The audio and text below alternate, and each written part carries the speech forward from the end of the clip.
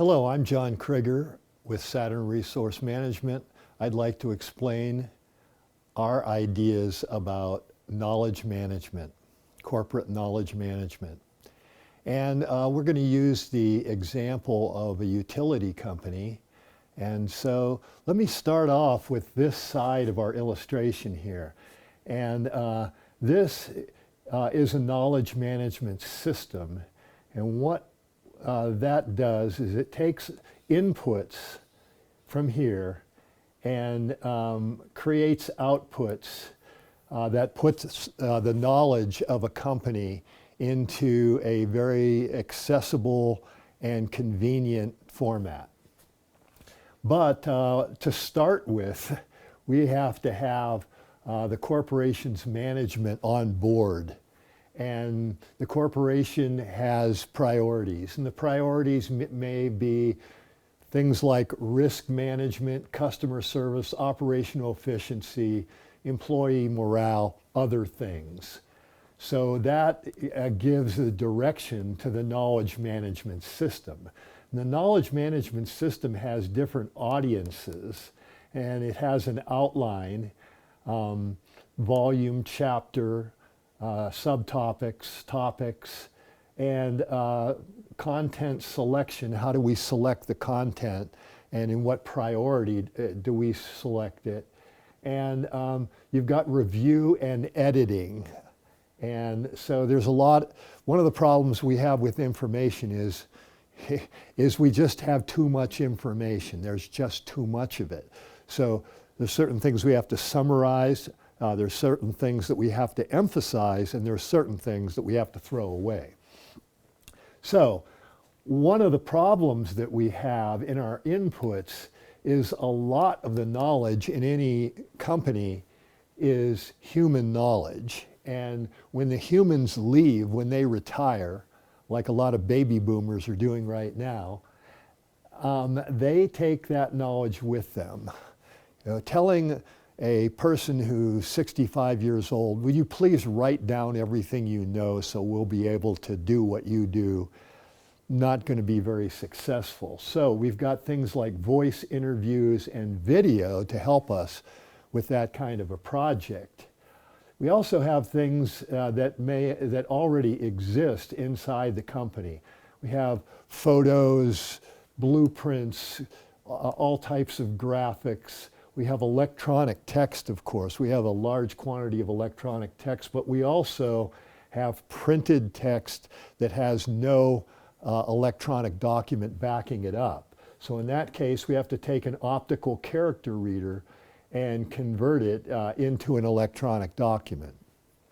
So we're flowing all of this into our KM system, and then as outputs, we like the web help document with responsive design, where we can view it on a computer, a tablet, and a phone.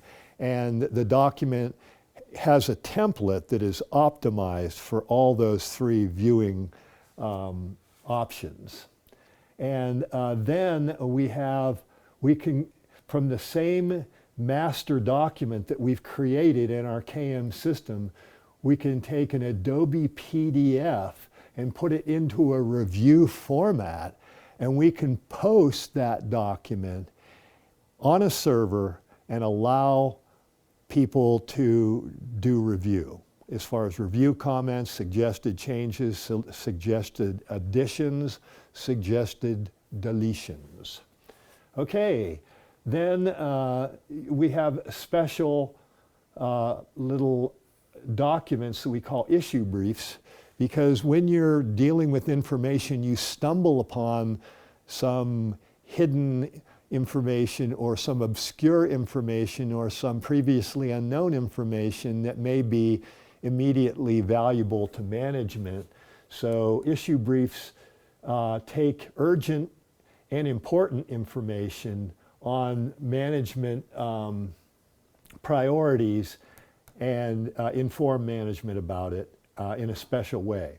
Then we've got e-learning, and what we do with e-learning is we create lessons and courses.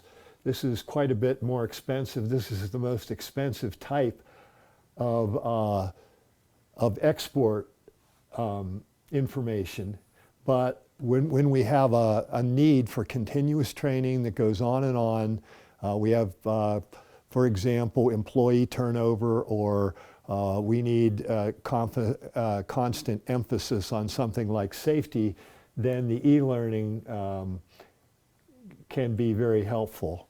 And for the e-learning, we have a learning management system where we put the courses and the lessons, and people register online, and then as needed, we can do other types of training, such as in-person training, lab training, and field training.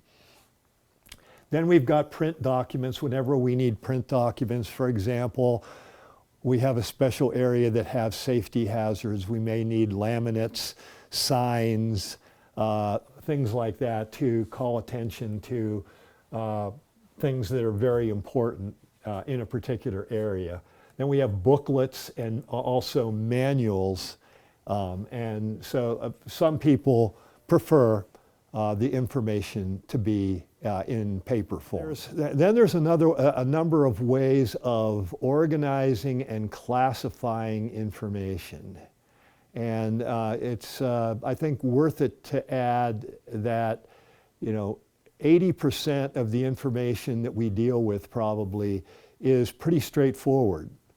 But some of it is either difficult, it may be controversial, it may be obscure, it may be unrecognized, and we have to realize that that information is there, and we have to process that information too. And there's a number of ways to do that which are beyond the scope of this presentation. But now let's look at how we organize information. So we have different levels of interest. This is a pretty superficial level here. We're just talking about summaries, very short summaries of the information. And at this level, the summaries become more detailed. And on these outer levels, we start dealing with the very fine details of the information.